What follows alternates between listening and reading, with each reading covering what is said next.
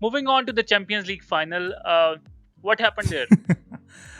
It was a classic case of Guardiola overthinking everything. What was he thinking not True. deploying a holding midfielder? The midfield they had in the middle was Gundogan, and he is not a holding midfielder by any stretch of the imagination. And that was my True. question at what went wrong, but not to overshadow what Chelsea achieved. Chelsea were absolutely brilliant on the day. Tuchel understood his man. He kept it simple. He played it simple, and they were the better team on the day. Guardiola has failed again and again with Bayern Munich, a tremendous side, and now with Manchester City, another tremendous side. I was predicting a 2-1 win for City. I did say that the game is going to be very, very tight. There's not going to be a lot of goals in it, but it ended up going to your pick, and that was Chelsea, like scrapping away with a 1-0 win. What were your thoughts on the win? I expected the match exactly the way it panned out. I thought Chelsea will be very strong defensively, and Pep Guardiola obviously will overthink his starting lineup, and he did exactly that.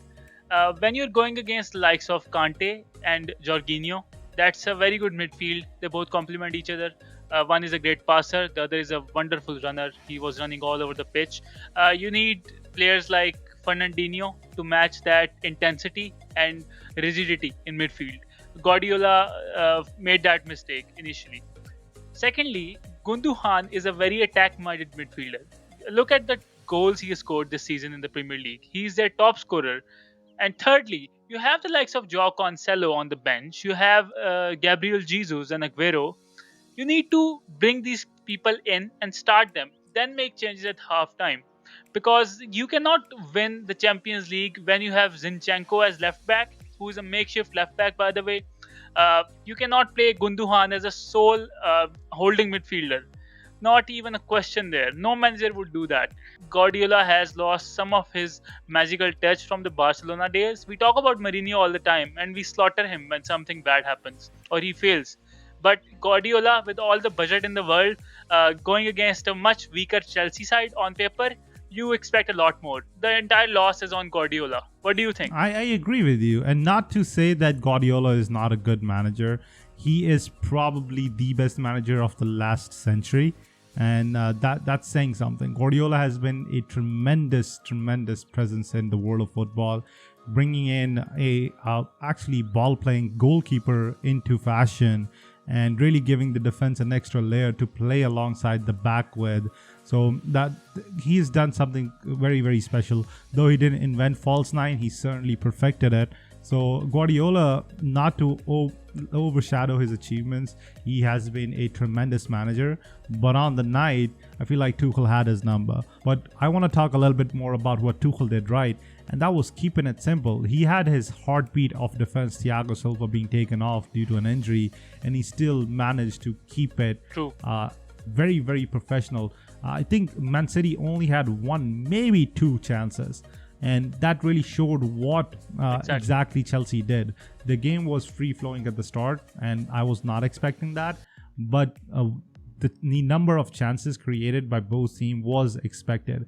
And you got to keep in mind the expected goal tally of Manchester City in this game was the lowest ever this season for Manchester City. That's saying a lot, and probably at the game that mattered the most. Absolutely. I feel like what Tuchel did right was playing it safe and playing it simple and going with the strengths of his team, and that's where Guardiola failed. He Absolutely. tried to experiment, and a Champions League final is not the time to experiment. I feel like financial backing is imminent for Thomas Tuchel next season.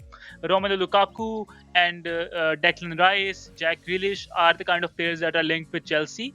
What do you see in the future for Thomas Tuchel? Imagine N'Golo Kante and Romelu Lukaku in the same team. Oh my God.